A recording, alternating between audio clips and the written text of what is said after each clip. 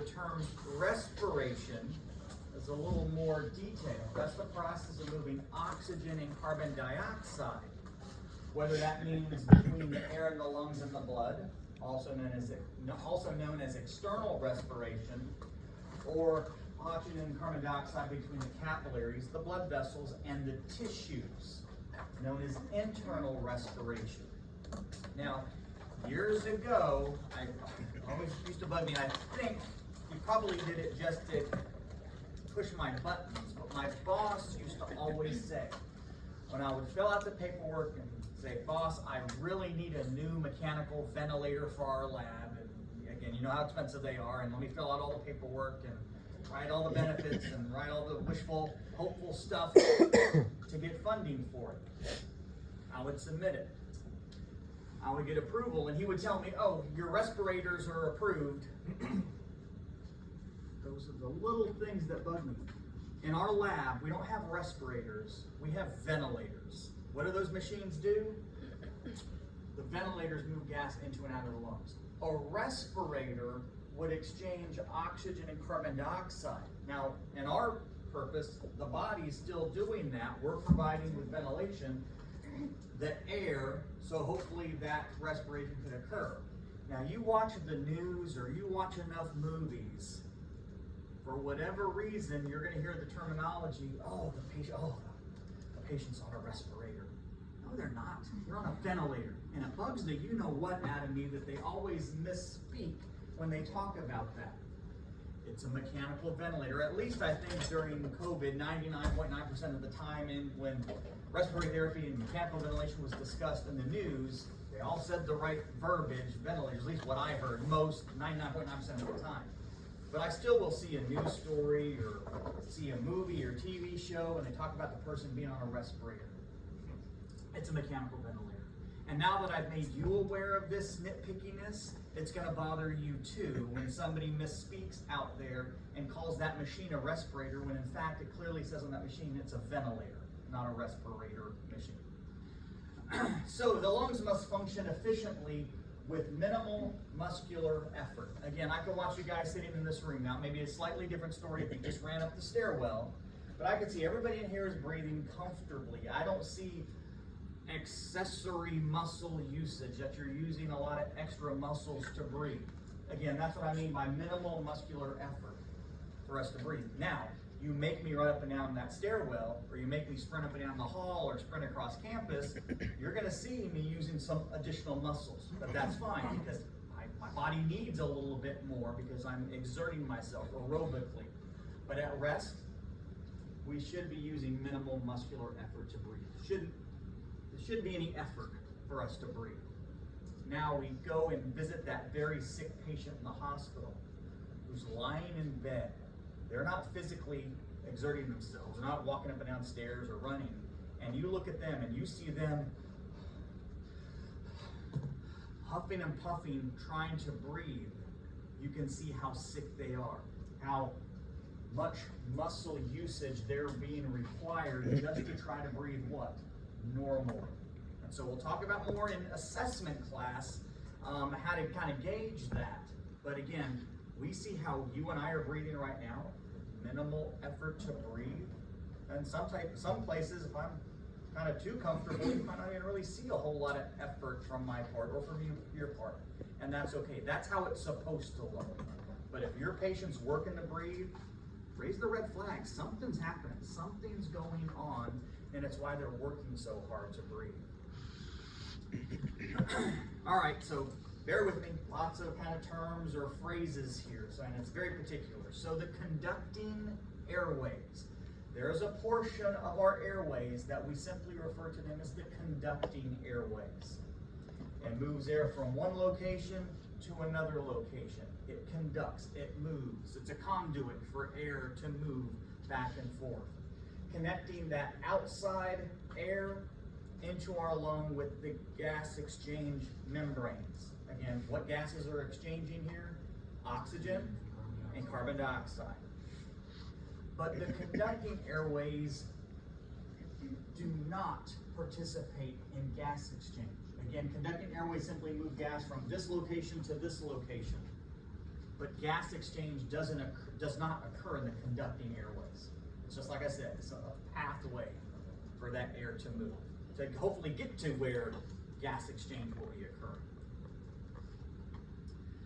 All right, structurally, the upper airways consist of the nose, the oral cavity, the pharynx, and the larynx. The larynx is the spot that separates the difference between upper and lower airway.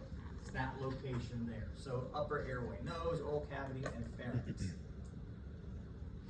I don't know why my slides are moved to the side. I really didn't intend for them to slide to the side like that. It's starting to irritate me, but nevertheless, you're finding a lot about me in this first week, right? I'm very particular about some things.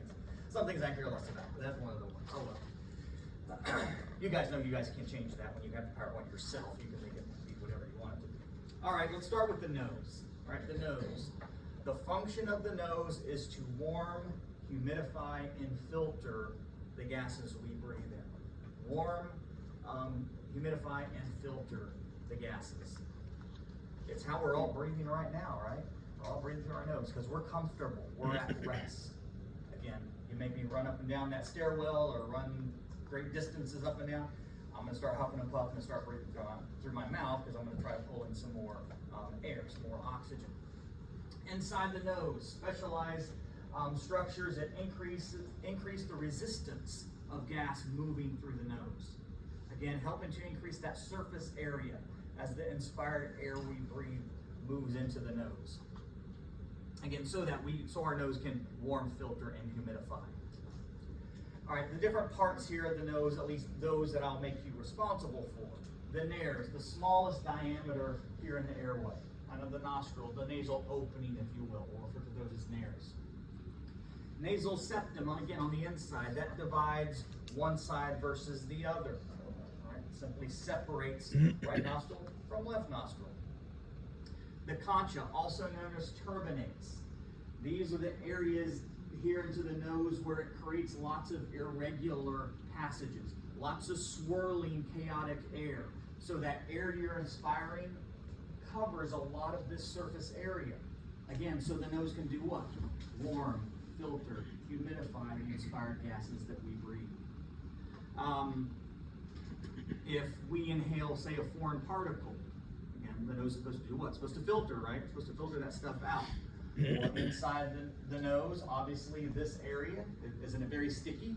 Isn't there a mucus layer, or mucus epithelium, a mucus surface for any foreign particles we inspire to stick to? Again, with all this swirling, chaotic air through all of these sections of the nose, through the concha or turbinates, that allows any foreign particles that we may inhale to be captured there and not be pulled down into our lungs. Again, mention the respiratory mucosa or the mucosal layer. Again, a very thin layer of mucus, again, to trap any inhaled foreign particles. Just below the mucosa, there is a very large capillary network. And when I say capillary network, I mean a blood supply network. Lots of blood vessels. And if we have a reaction, an allergen, etc., and we get lots of blood rushing to that area, guess what happens to our nose or sinus area? Anybody who has allergy problems, I have allergy issues. There are no certain times of the year, and my nasal passages swell. Okay, it's not so much nasal passages, but they do swell from all of that blood flow going there. Same thing would happen to you, again, exposed to certain allergens, things you may be allergic to. All right, an endotracheal tube. Kind of talked about that just briefly in the previous class, about that breathing tube that we would connect the patient to a ventilator with. This endotracheal tube goes through the upper, eventually ending up into the lower airway. But it ends up, again, if I was to drink this bottle of water, I would expect that water to go into which structure? The esophagus, which is down here lower, and that connects my esophagus to my stomach, again, where I want the water to be. But I don't want that water to go into this top pipe. There's two, right? And that's known as the trachea. The trachea. So that's the airway. So that breathing tube, again, long story short here. So that breathing tube ends up into the trachea and not the esophagus. Okay? if that tube was to be in the esophagus and I connect this end to the ventilator or to my resuscitation bag, where's that air gonna go? It's gonna fill up the stomach, which that's not where I need the oxygen. I need the oxygen in the lungs. That's why placing this is very particular, and we'll talk about how to place it later. But with that endotracheal tube, I have a question. What do we bypass? What structure do we really bypass when we place an endotracheal tube? Epiglottis, okay. We do bypass that, but what did we just talk about on that previous slide? The nose. So what does the nose do? Filter, humidify, and warm. So when we place this endotracheal tube, guess what we bypass?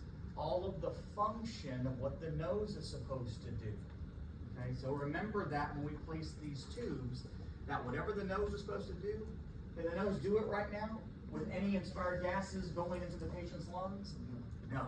So the nose can no longer serve its purpose because we've bypassed it. Right? We bypassed it. So by doing that, it puts a heavy burden down here on the tracheal mucosa and the lungs and the airway to try to help to warm, filter, and humidify. Humidity, and we know in Florida, we know what humidity means, right? It's moisture in the air. So the nose is supposed to do that. This upper airway is supposed to humidify the inspired gases we breathe, not the area down here, the trachea and the lungs. Okay, we'll get to talk about that a little more in depth in some coming chapters, but I will put it simply, I'm trying not to jump ahead of myself, I will put it simply that when we provide gas, oxygen to a patient, and we plug in either our resuscitation bag that we plug into the wall outlet humidifier, or even the ventilator, what's coming out of that wall outlet, moisture-wise, there's no moisture. There is zero moisture in the option coming out of that flow meter there in the hospital. And so if that's what's connected to my ventilator, or that's what's connected to my resuscitation bag, and I'm inflating here, guess what I'm doing? I'm providing cold, I'm emphasizing this word, dry gas that's going all the way through here and coming out into the patient's lungs. So what happens down here? This area, I will say, it's gonna try to moisturize, but that's not what this structure is supposed to do. It's not supposed to moisturize the gases we breathe in. This is. So that's what I mean by it puts a heavy burden on the tracheal mucosa. Does it try to also help by producing more mucus? It won't produce more mucus. What it will do, and I'll talk about this a little bit more in depth later. It's okay, I will say it. It's going to try to rob any moisture, any water, if you will. And so ultimately what happens, any moisture, water that was down here, it will try to pull that moisture into it to humidify the inspired gases, leaving what behind? Mucus that is dehydrated, that doesn't have adequate amounts of moisture. And so what do you think happens to that patient's mucus? It gets thick, sticky, tenacious. The patient's not able to cough and clear it, nor am I able to completely suction and clear it out myself. You know, I don't want to jump too far ahead of myself because I know we have a discussion in the coming weeks on humidity, and this is kind of my lead into the importance of proper humidity.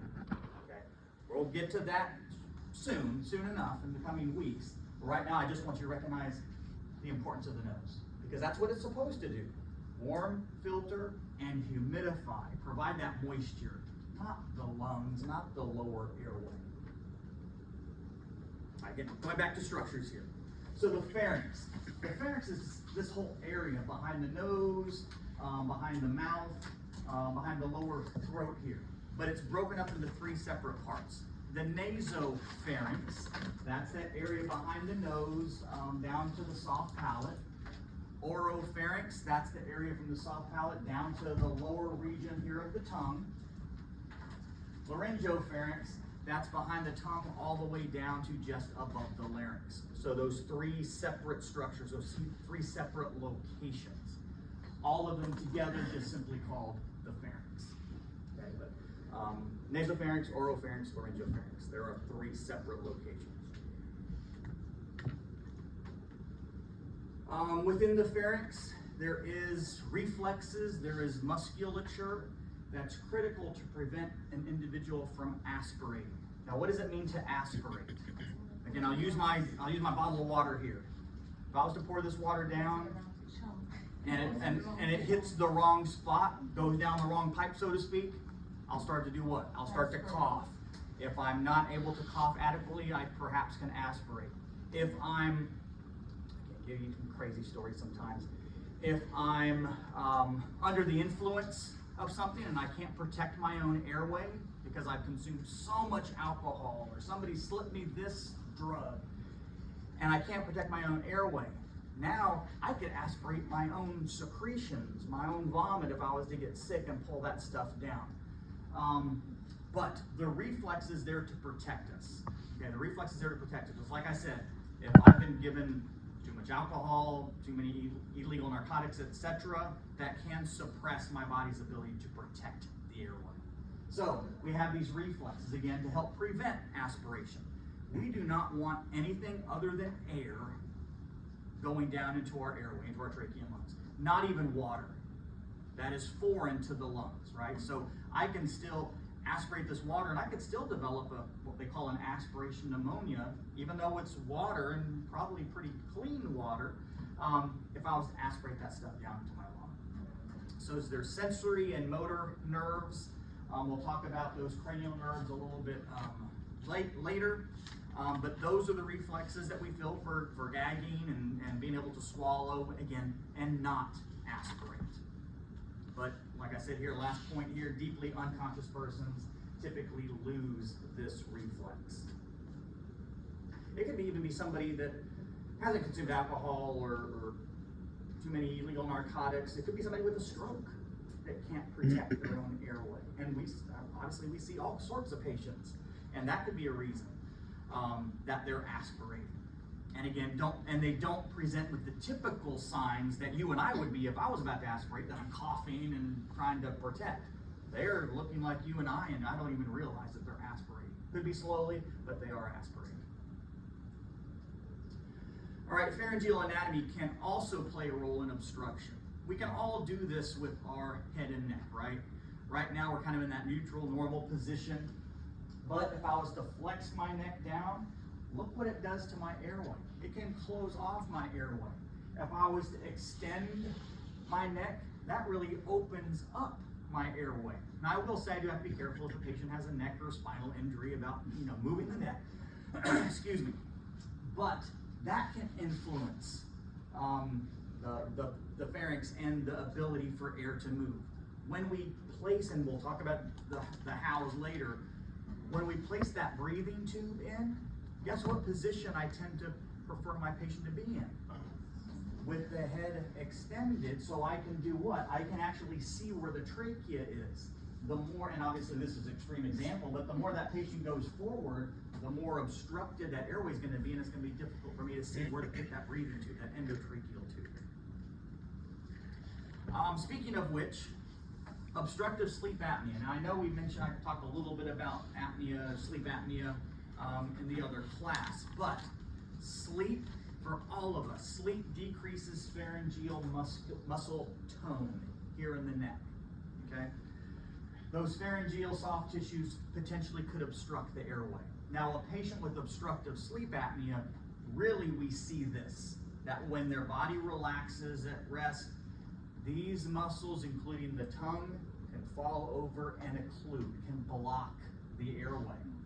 And so when we look at the patient, or we put our hand in front of the patient's face, seeing if we can feel air flowing, guess what? There's no air flowing. By definition, they have apnea. They're not breathing, okay? Simply by an airway that gets obstructed. Now, at night, when that happens to the patient, they tend to fall out of the sleep that they're in and start to wake up. Now, when I say wake up, it doesn't mean that they're fully awake like you and I are right now, but they never stay in that deep sleep. Their body keeps somewhat waking itself up to try to keep the airway open. And so the individuals who have obstructive sleep apnea, guess what they do not get at night?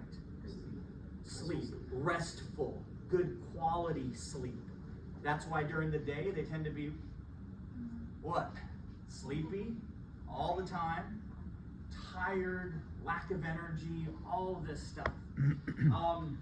Now what's here, again, I could say this is the typical patient, but not every single obstructive sleep apnea patient has the typical nature. They tend to be a little bit larger, obese, again, more tissue here, that's just more area that could fall and obstruct the airway. Snore, I should have put that in caps in bold print. They snore, and I don't mean they just snore a little Scary bit. loud. They're coming through the wall, they're snoring so loud. So much so that usually their bed partner says, all right, one of two things have to happen. You need to get out and sleep in another room, or I need to sleep in another room, or you need to get some sort of therapy. And check this out, okay? Because they are so loud. Now I'm seeing some head nods. I'm sure there's some family members or friends that you guys know. There may be folks that I had no clue. We went on a vacation somewhere, we shared a hotel room, like, oh my God, I can't sleep tonight because so-and-so in that other bed is snoring up a storm. Generally, the patient who has obstructive sleep apnea, the first complaint comes from their bed partner that says, they're snoring like crazy, I can't sleep, plus I can watch them, they will stop breathing in the middle of the night, and I can count multiple times it's occurring throughout the night. So we mentioned daytime sleepiness, fatigue, headaches even. They may wake up with a headache, partly because they're retaining carbon dioxide so much at night, again, because they're not able to fully exhale, and so they wake up with a headache. But again, can you imagine going through your day, always, and some of you guys may say, yeah, I'm already there. Always fatigued, sleepy during the day, that influences your job, it influences your time here at school, it influences relationships with friends, etc., right? All of that stuff. Yes? Is the snoring related to the body trying to breathe better? Yes. That snoring is, so when there's the obstruction, because of the musculature, the tongue, everything's starting to close off and close the airway, and the body starts to wake up, that kind of snorting or snoring sound is trying to get that airway back open. Okay, and so that's what we're hearing. And then what happens, even it could be a minute later. It goes back, it closes back up, and here it comes back, and here goes that process again. Again, long story short, they never are able to get into that those deep stages of sleep that we all must be able to reach and have good, restful, quality sleep. Yes, ma'am. There are others, but snoring is a big one. For those patients with obstructive sleep apnea, one of those major complaints is, yeah, that individual snores so loud. And it doesn't matter. Notice one thing I didn't put on here is age. It could affect anybody. It could affect, and we're finding this more. Again, sleep medicine is still, I would say, in its infancy as far as a field of what we know. I want to say 80s, it really kind of started, but it's only probably been in the last 15, 20 years that it's got a lot of attention. And we're finding, and take it for what it's worth, we're finding there's a lot of kids who have obstructive sleep apnea. Now, does that mean we're seeing, and again, we can sit there and hypothetically say, well, we're eating worse, our population's getting heavier, blah, blah, blah. That could be true. That could have something to do with it. But my opinion is more, I bet you it's always been there. You just not really seen it or gave it attention enough to see. No, the child must have, help me here, hyperactiveness or whatever, so we'll put on some Ritalin and ADD. Thank you. And maybe it was because they can't sleep at night. They can't get good restful sleep, is what I'm saying. So we're seeing a lot more kids today being diagnosed with obstructive sleep apnea and requiring the therapy that's necessary for it. And it's not just an older person problem. It's just not a male problem. It's just not a female problem. There's a lot of science and a lot of things we're learning still today, and we'll still continue to learn and evolve with this. We've been blessed that the primary treatment for this condition is a device that is used by respiratory therapists. We use this for other things, but the primary treatment for this is primarily a respiratory therapy device, and that's known as CPAP. continuous positive airway pressure. Sorry, I know I'm jumping down here, but continuous positive airway pressure. A device that provides through a mask, could be a mask covering both nose and mouth, could be just the nose, could even just be the mouth. A device that provides positive pressure. Remember I said in the previous class about positive pressure? Oh, that's life support, that's mechanical ventilation. In theory it is, but this is, and I'm probably jumping guns here. I think I am. I'll show you the slide here in just a second. Actually, I'm gonna jump around a little bit. So it provides this positive pressure to keep the airway open, because the airway, when they relax and they're sleeping, the airway closes off. So CPAP therapy provides positive pressure to keep this open. So there's air constantly flowing. There's air constantly moving back and forth to allow them to get good quality sleep. I'm not jumping too far. Here, let me bounce back for just a second, and then I'll answer any questions you guys may have. So obstructive sleep apnea's severity is determined, and again, we'll get into this a little bit more particular next semester. Next semester, you guys have a pathology class with me, diseases class with me, and we'll get into all the nitty-gritty about all of these different diseases, but this one in particular. During the testing to see, hey, do they have obstructive sleep apnea? The test will see, well, how many apneas do they have, meaning there's no airflow, there's no breathing, no movement of air, and how many of the words hypopneas they have, which is shallow breathing.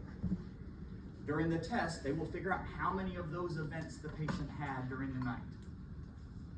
They will then calculate that number, that total number, based on how many hours of sleep they had. That ultimately gives us a score, what's known as the AHI, apnea-hypopnea index, meaning how many of these events occurred per hour. Per hour. Now, a number greater than 20 definitely is diagnostic for obstructive sleep apnea and definitely requires treatment, needs assistance. Things less, in case you're curious, what's normal? Anybody have a guess what's normal? Anything less than 5, I say, well, shouldn't it be 0? Shouldn't I have none of this stuff if I'm quote unquote normal? I guess technically that's true, but if it's under 5, yeah, they're not gonna treat. They're not gonna treat, they're gonna call that's normal. Over 5, okay, yeah, we may say that's very mild obstructive sleep apnea. Maybe you can benefit from that therapy, or maybe there's some other therapies that could be done, but anything over 20 definitely requires treatment. Is there another? Does that change for a pediatric or it's always primary? It's a little different for pediatric patients, yes. What are the long-term, like, cognitive function declines with that? Yes. Yes.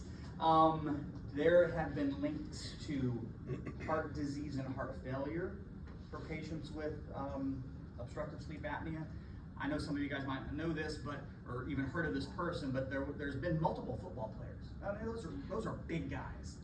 That Reggie White, Hall of Famer, Reggie White, football player, he died from heart failure, but pinpointed to him having obstructive sleep apnea. And again, I know I'm stereotyping or typecasting, oh, it's a big guy, and he's a big man, big neck, that sort of thing. And that's true for a lot of people, but heart disease is one of the big ones. Plus, again, if our brain is not getting enough oxygen, and it's happening, every single night, cognitively, it is gonna affect me, and in turn affect my job, like I said, affect my relationships. I'm tired always during the day. That means I'm gonna be a little irritable. Thank you, irritable. And trust me, I know myself. If I don't get enough sleep, you may think I'm a nice guy, and I try to be. I'm a little bit of a jerk. If I don't get enough sleep, if I don't get enough rest, if I'm irritable, yeah, you don't want to be around me. I'm honoring. But those sort of things are definitely long-term potential consequences. Was there another? Yes. By test, do you mean like a sleep study? A sleep study, yes, a sleep study. So, and I don't want to get too far ahead. I know there's lots of good questions. I don't want to get too far ahead because we will talk about this stuff a little more detailed later. But there is a sleep test that a patient can go in, a couple different options. They actually go to a sleep center and sleep at night. There's all kinds of probes and wires and things put on that patient to measure this stuff. They also have technology today that a patient can actually do and the test is called polysomnography, but they can do a home sleep study where they get to lie in their own bed in their own comfort of their own house and be tested. Still trying to, and it's not as, I don't want to use the word accurate because that's not an accurate statement. A home study doesn't see as many things as an in-lab sleep study. So if you want the ultimate, go in-lab sleep study. Because there's all kinds of things they're going to physically measure. Plus, in-lab, there's someone there watching you, I know you may think this is kind of creepy, watching you sleep. But they're making sure all the data that's being recorded is true and accurate and valid. For example, a probe or a line didn't accidentally pop off in the middle of the night, like it could be if we were taking this test by myself at home. But the home studies are pretty good, pretty accurate. Some insurance companies will only pay for the home study first. Again, if your numbers are poor enough, then they may send you to an in-lab study. But again, it all comes to cost. And don't ask me what a in-lab study costs versus a home study, but I know for a fact the price is significantly different, much less for a home study. I just have a question about the previous slide. For an example, it would be like when they say, oh, like don't have your child like fall asleep in a car seat, right? Because it's like obstructing like their airway. It could, Right? it could, absolutely. That's why the car seats are kind of like that. A little reclined, yeah. So you don't believe that it's more of a environmental issue than like predisposed, like brought on by stressors or health? Not obstructive sleep apnea.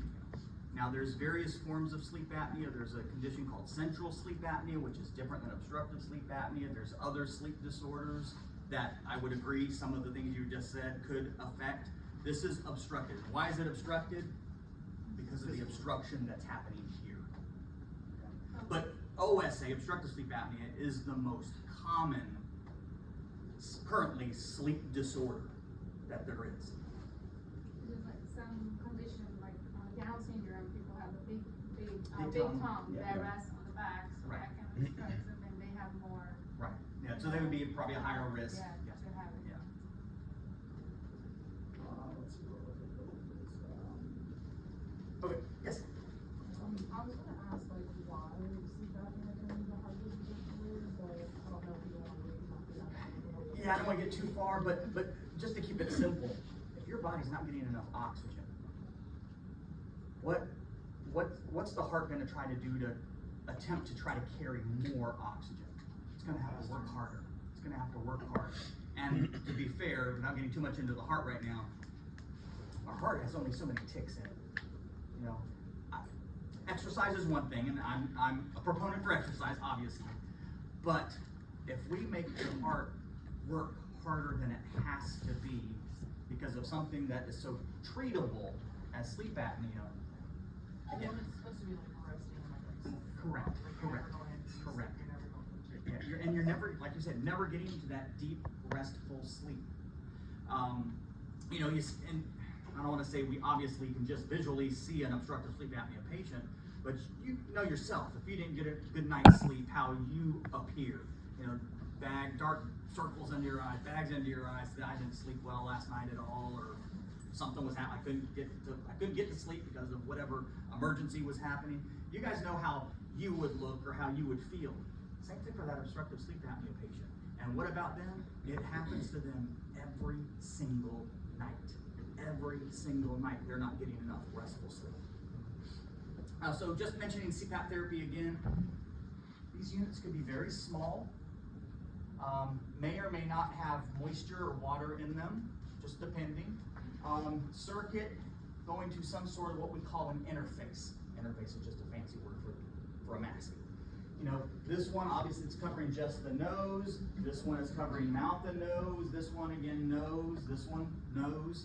Again, different styles. Now, I know we haven't personally talked about what the nasal cannula is. Nasal cannula works similar with the nasal prongs. This is not a nasal cannula. This is just a particular type of interface.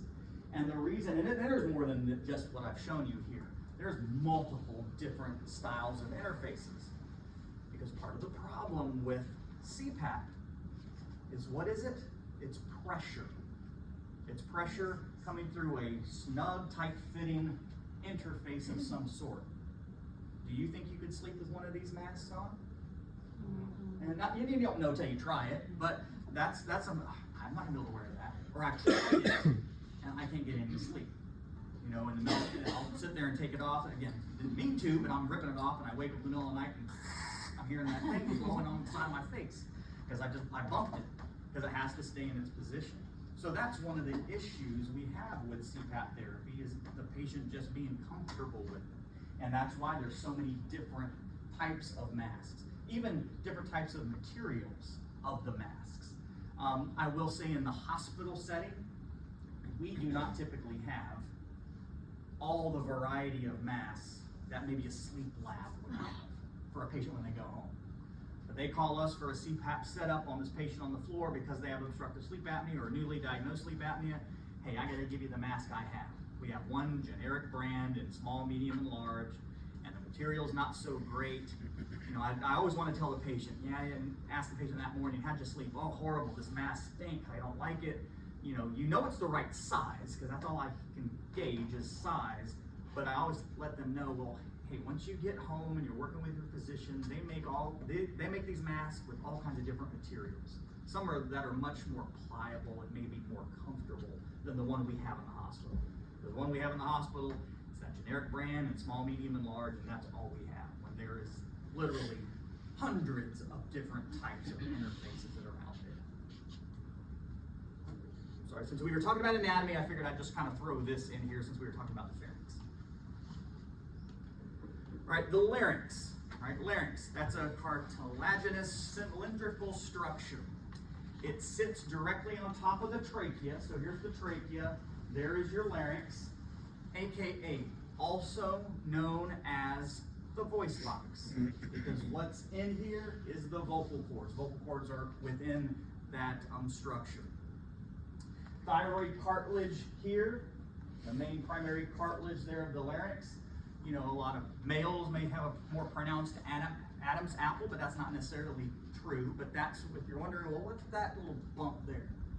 That's that thyroid cartilage that we're feeling. In male, and I'm using what's in the textbook here, in males it typically lies at the level of the 4th to 6th cervical vertebrae.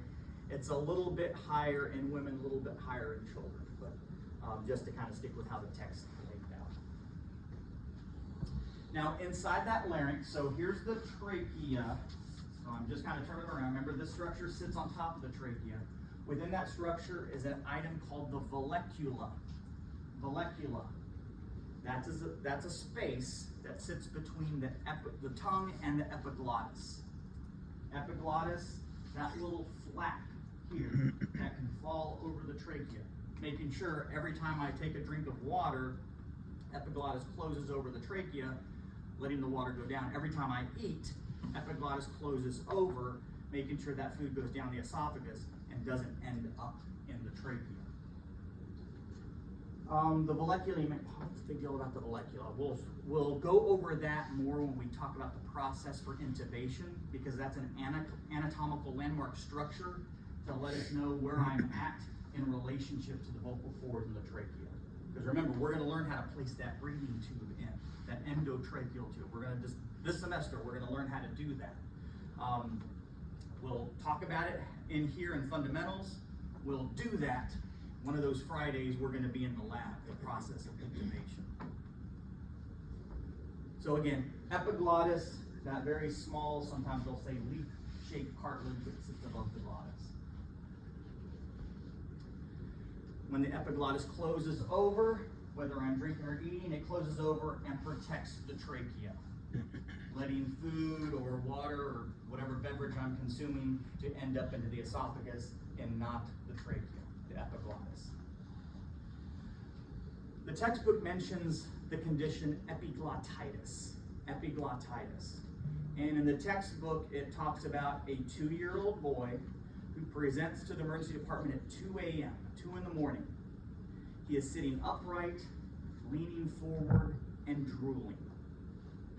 He appears to be anxious. His body temperature, his heart rate, and respiratory rate are all increased above normal. His voice sounds, when he speaks or tries to communicate, sounds muffled.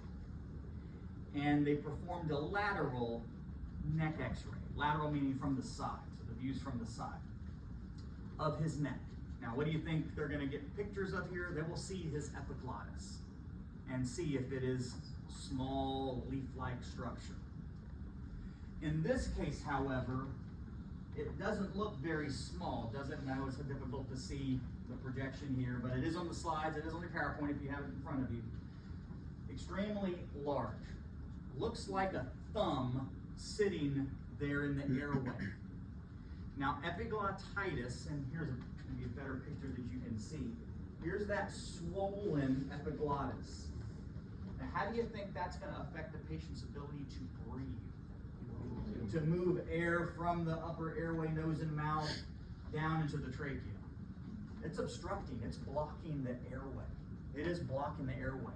Epiglottitis is a potential life-threatening condition that when somebody presents with epiglottitis, we need to move very quickly in treating this patient before what happens? Their airway closes off completely.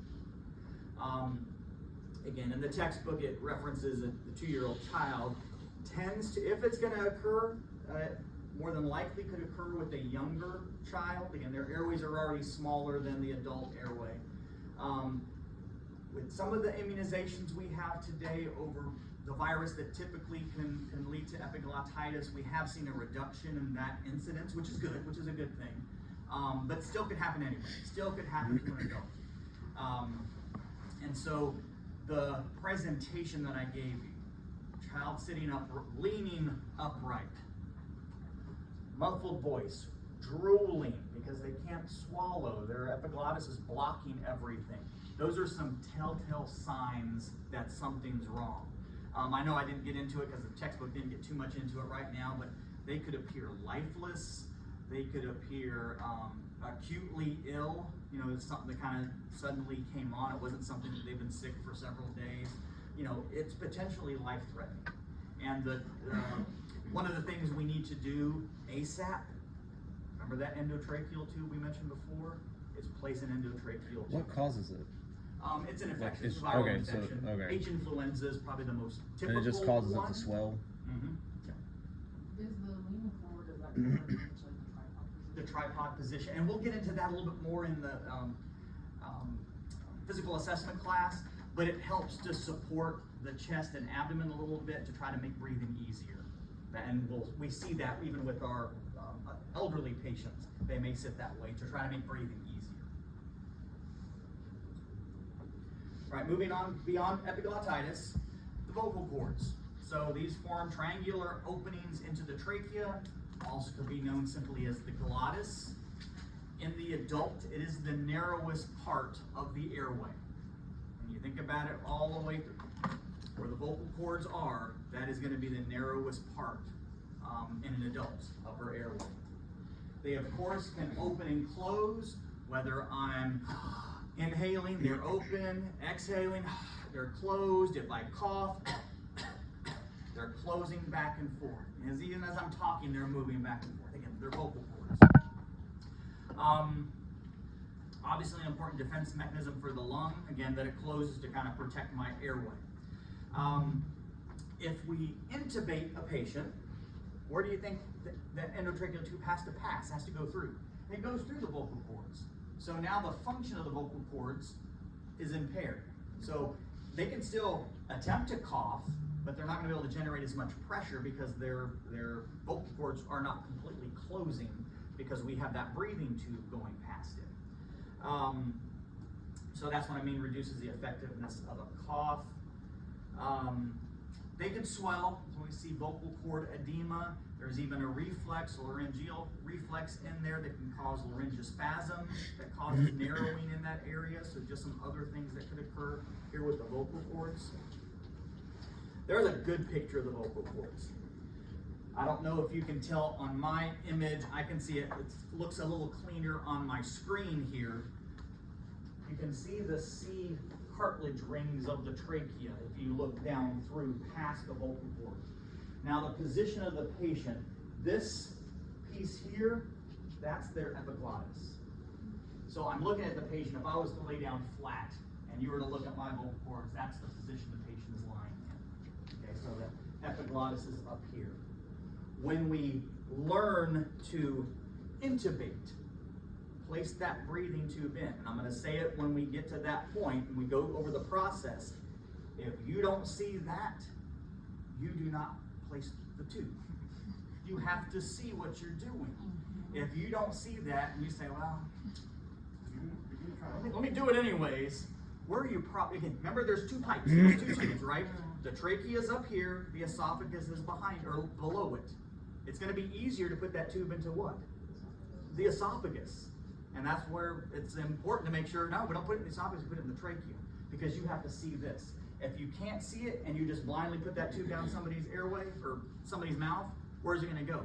Most likely the esophagus. That doesn't need the breathing tube, that needs to be in the trachea. So I'm a stickler, and again, in lab we practice this, and we get it wrong, and we make mistakes, and okay, let me try it again, Thank goodness we can practice it in the lab and not on a real person, because we can't do it wrong on a real person. I'll let you do it wrong in the lab, and we can learn from it, and that's all that lab is for.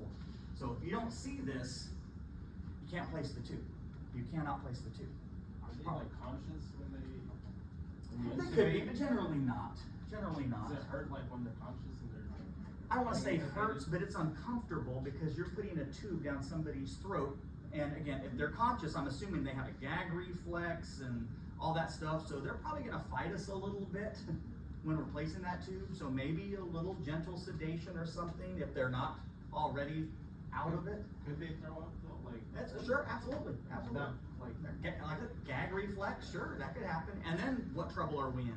Now they're bringing up stomach contents, and that stomach contents ends up going down the trachea. There's our aspiration that we started because we caused them to gag and to vomit.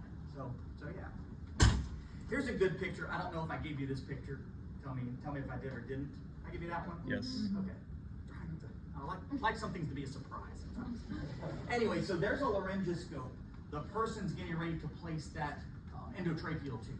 And notice what they're seeing. There's a light on the end of this laryngoscope. There's your vocal cords. There's your vocal cords. There's the patient's nose and nostrils that we're seeing, so that's why they're kind of laying this direction. We have that scope in there.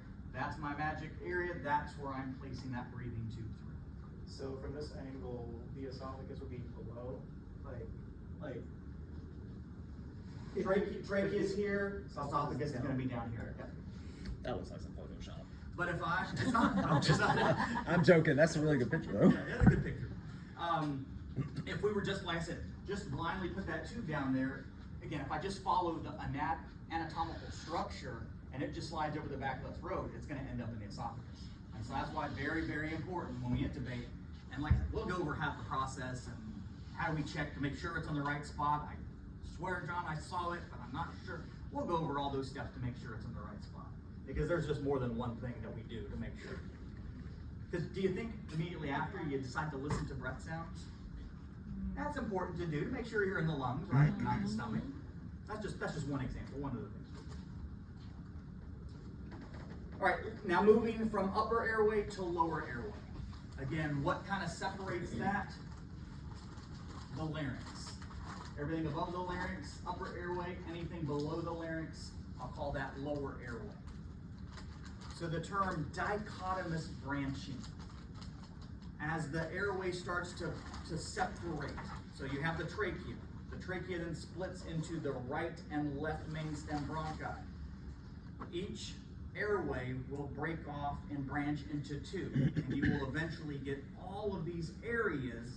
I've got more in part 2 of this talk for next week. Branches off into all these different areas. Okay, so that's that dichotomous branching pattern. Each airway divides into smaller airways. Each bifurcation, fancy word, each split of the airway will then split into 2 others as it continues to branch down all the way through our lung. The term tracheal bronchial tree, again, the reason it's called tracheobronchial tree, it looks like a tree upside down. If you think about the trachea being the main trunk of the tree, there's all the branching. Okay, so kind of an upside down tree, if you will. But all these split. So you have the trachea splitting into right and left main stem bronchi. Each one of these split off into two, and it continues as it goes deeper and deeper down into the lungs, down into the airway.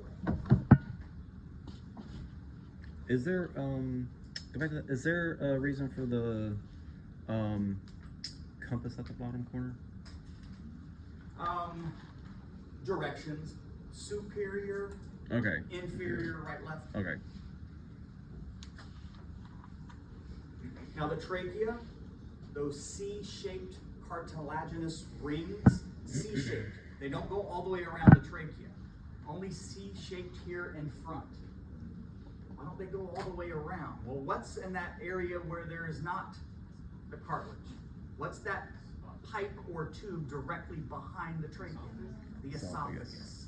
Okay, so cartilage rings don't go all the way around the trachea, just here in front of the trachea. That area that doesn't have cartilage, right behind it, is the esophagus. So anywhere from 8 to 20 C-shaped cartilage rings, goes anywhere from the 6th cervical vertebrae down to the 5th thoracic vertebrae. We'll explain what the angle of Louis is a little bit later. On average in the adult, about 11 centimeters in length here for the trachea. And it does divide into the right and left main stem bronchi. Now that location where it splits, where the trachea splits into two, we call that the carina. Carina. Not carina, I've had some creative ways. Not carina, but carina is the pronunciation for that split. So if I'm gonna point to it, there's the carina. That's where it splits into the right and left main stem bronchi. The carina. Some of these pictures don't do it justice, in my opinion. So it's just above the split, right? But it's at the split. Okay. Where it splits into the two, that's that spot. Okay. Okay. Right there is the carina. So, again, forgive my picture here. It's probably not perfect, but it's the picture I came across and found. The right bronchus kind of separates at a 20 to 30 degree angle, whereas the left branches off anywhere from 45 to 55 degrees. So this angle is not quite as sharp as this. This is a little more dramatic angle. And the reason I point that out, and we talked about the endotracheal tube, the breathing tube. Do you think it's possible that someone who's intubating the patient could accidentally push that endotracheal tube too far? Right? Could push it down too far, and that's definitely possible. Happens more often than you Don't they have a gauge on them? The endotracheal tube? Yeah. Oh. No. You know, it's visual, making sure you're past the vocal cords, and there's a few tips and tricks, and we'll go over that in time. But it's still possible you just pushed it a little too far down. And so, if I think about that, what do you think would happen during intubation? That's the process of placing that endotracheal tube. If the endotracheal tube was pushed too far, where is it more likely going to end up if pushed too far? The right. Okay? More likely it's going to end up in the right. Now, I'm not saying it could never end up in the left. It's possible. But because of the angle we're working with here, it's most likely going to end up into the right. Another question, what do you think would happen if a patient was to aspirate? So they're aspirating some foreign material and it's coming down into their lungs. Where is it most likely to end up? Also on the right. Just because of the angle. Just because of the angle. It's a little more straighter as opposed to the left that's a little more at a turn. So where would the end of the endotracheal tube be? Should it be like right in about the center of the trachea? We'll talk about that in time, but there's a certain distance. Again, important to know where the carina is, because that tube should not be at the carina. It should be a certain distance above the carina. And like I said, we'll get into that in due time, including getting an X-ray to verify it's at the right spot above the carina, and not too far above and not too close to the carina. So that we'll talk about that and do all that in due time. Most of the aspiration ammonia will be on the right. likely to end up into the right. So if you have a patient with an aspiration pneumonia and you look on their x-ray, most likely you tend to see the right middle lobe being more predominantly affected. Again, I'm not saying it couldn't have happened to the left, it definitely could, but because of the angle, and that's all it is, that angle structure. Right side's a little more straight versus the left is a little more of a turn for the ET tube to be, or food or vomit or whatever to end up going to the left as opposed to the right. Does it look like because of the heart, like the spatial? That could be, that's a good point. It could be, but it's not. That's just how we are structured. That's just how we are structured. Let's see if I have another one. Okay, so this one, also from the textbook. We have a 58-year-old male who's in full cardiac arrest, and they arrive in the emergency department. They're being ventilated with that blue thing there, a bag valve mask system, so a manual resuscitator, and an endotracheal tube is inserted. There's their breathing tube. It takes a lot of pressure when they're squeezing this, again, minus the mask now, because this is attached to this. They're noticing it's taking a lot of pressure to inflate this patient's lung. There's uneven chest rise. Now, if things are working perfectly the way we expect them to be, should the lungs be symmetrically expanding? Okay, so we're noticing uneven chest rise. So one side's not rising the same way another side is rising. Auscultation. Again, sorry for too many fancy words here. Auscultation is simply the act of listening to heart or lung sound, using your stethoscope. When you're listening with your stethoscope, you're auscultating. That's the fancy way. Auscultation, so listening to breath sounds, reveals breath sounds on the right, but not on the left. Breath sounds on the right, but not on the left. What do you think happened? I'm not saying no. Maybe not yet. Maybe not yet. Not based on this scenario. The tube's been pushed too far. You ended up into the right, and what are we noticing here? There's uneven chest rise, so, and again, maybe I didn't lay it out because the textbook didn't say it this way, but right side's rising, left side's not. You squeeze that bag again, right side's rising, left side is not. When you listen to breath sounds, you hear breath sounds on the right. No breath sounds are heard on the left. Again, because the tubes went where? To the right. Went to the right. Now go back to this. Takes a lot of pressure, a lot of effort to squeeze that bag. I wonder why.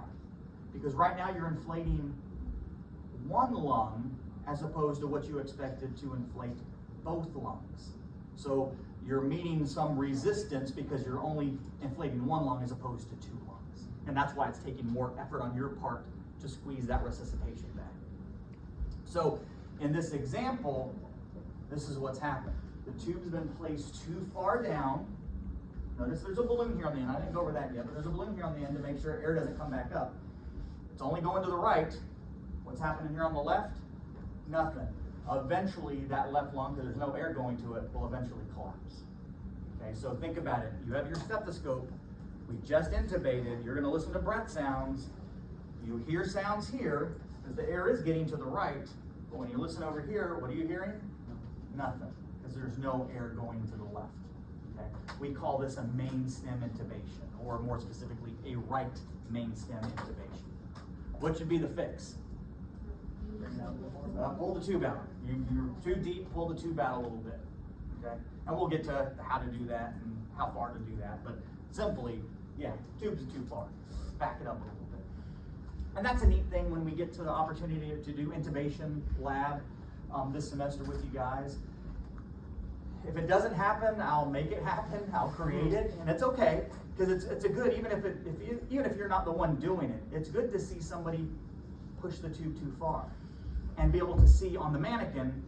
Oh, only the right side is inflating and the left side isn't. Like I said, if it happens to you, that's great because you're going to learn from it. It's never going to happen to you again. But if we don't, you have to remind me or remind Desmond if you're with him. Hey, do a main stem intubation. Let me see how that looks. Just so you get that opportunity to see it and experience it. All right, got my last one. Oh, last one. Again, still staying with that lower airway. Last part, the term isothermic saturation boundary. Isothermic saturation boundary. Sounds exciting and fun, doesn't it? So the isothermic saturation boundary is found approximately at the level of the carina. Approximately. At the, maybe just a hair under the carina, but lower than the carina. But let's just, for simplicity's sake, it's the level that occurs at the carina. Okay, the isothermic saturation boundary. What that means is by the time the inspired air that we, or the inspired air that our patient breathes in, by the time that air reaches the isothermic saturation boundary, which again we said is located where? At the carina. We'll just say at the carina. I know it's slightly below it, but just at the carina, the air that we're breathing in should be conditioned to be 100% saturated. Saturated with what? Not oxygen, water. Okay. Water. Remember we said, oh, for bypassing the nose, the lower airway is going to have to try to support. All right, so this is 100% saturated with water, moisture, at 37 degrees Celsius. What's the big deal? Why 37? 98.6. That's normal body temperature, right? If we were to convert that, that's 98.6 degrees Fahrenheit. So 37 degrees Celsius at that area, just a touch below the carina. One thing to add, I didn't include it here because I really wanted to have you write this number down so you could remember it. By the time that gas reaches the isothermic saturation boundary, we say it's 100% saturated. I want to know, well, how much moisture, how much water should be there? 44. That's milligrams of water per liter of gas. By the time the air that we breathe in reaches the isothermic saturation boundary, how much moisture should it be carrying? 44 milligrams of water per liter of gas. When we do humidity and talk about humidity and humidification devices, we'll come back to why it's important. But that's what we need. That's what the body needs. By the time the air that we breathe in reaches the carina, it should be conditioned 100% saturated, carrying 44 milligrams of water per liter of gas at normal body temperature, 37 degrees Celsius. If it's carrying less than that, this lower airway, we're going to end up robbing any moisture below that airway to try to humidify the gases. Again, remember, that's something these lower airways were never intended to do. And that's why the patient's secretions get thick and I say the secretions become dehydrated. There's no more moisture in them. They're just nasty, crusty, dried up mucus. So moisture is a very important thing, especially in the air that we're breathing in. Again, most of that moisture occurs at the nose. Right? Most of that moisture, you can kind of follow this all the way down through. Most of that moisture is occurring by breathing that gas in through the nose. But when we bypass the nose, like with the breathing tube, now we are responsible for adding moisture to the gas. And we'll talk about that when we talk about humidifiers and what to add to those patients who are intubated. Yes? This is kind of an odd comparison, but like, is it kind of something like when you have like mucus, like when it's a lot thicker, when it's dehydrated, is it kind of similar to like when you're making like pancakes, for example? Like you only put a little bit of water in the mix and it becomes really thick. And yeah, yes, absolutely. The more water you put in, absolutely. It's an analogy I've never put together before. I'll never be able to look at pancakes the same way again. Yes, absolutely. Wait, say that one more time. So like when you mix pancakes, because you know how he said that like really thick mucus is dehydrated. Yeah. It's kind of like when you make pancakes. Okay. You put a little bit of water and it's real thick and sludgy. Okay. And there's the mucus.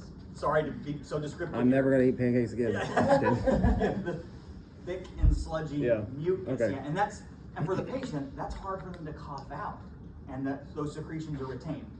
Here, last thing, and then I'll get to the last part here.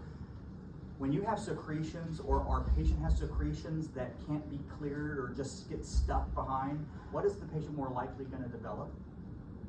So, retained secretions. I heard you say it. Pneumonia, a nasty infection. So that's, again, part of respiratory therapy, part of respiratory care is assisting the patient in getting rid of those retained secretions. Patients who do not breathe deeply enough, who don't cough, who don't attempt to clear secretions, they're more at risk for what? Developing pneumonia. I hate to call out any of our patient populations, but do you think our patients who've experienced open heart surgery, okay, open heart surgery, their chest has been cut from here to here, chest has been open, surgeon worked on their chest, the chest was put back together, they're coming out of recovery, and one of the first people they see when they wake up is one of us. And our smiling face very politely says, I'm gonna need you to take some deep breaths and cough. And they say, get the hell out of my room. I know, it hurts. I use the terms here. I empathize with them and what they must be going through, right?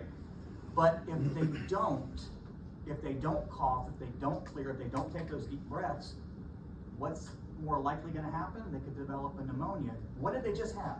A major cardiothoracic surgery, and now on top of it, they're getting a secondary pneumonia?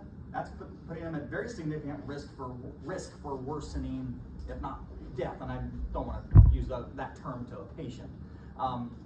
But that's why it's so important for them to cough and deep breathe. And yes, I know my smiling face will be polite and try to get them to do it and be as encouraging as I can. But that's why it's so important. And it's also why I always bring the family in to kind of who's sitting around the bed. Okay, we're really going to need you to work with him or her. And generally, sorry guys, generally it's him because we are big babies and tend not to want to do those things. But it's also interesting when you're working that unit or that floor and you visit 87-year-old grandmother who's had the exact same surgery as 34-year-old such and such, same open heart surgery. She's busting her butt, deep breathing, coughing to get better to go home. And you walk in to see, oh, I know, I can't. I wish you could come see the lady I just came through. Different really generation. working hard. It could be different generation, but another thing too, it could be pain management, pain control. When did they receive their pain medicine last? I definitely would rather, nurse, can you give them payment? I'll be back in about 30 minutes, and then we can start doing some deep breathing exercises with them, as opposed to, oh, they're doing the next half hour. Okay, let me go on to my next patient. Let me let them get some pain meds in them first. So we'll talk about all that stuff a little bit more later. All right, so my questions, three of them. I think they're pretty straightforward. I know, I'm filling up your phone with pictures, right? And make sure you know which class is for which. I hate for you to sit there and study a question for another class.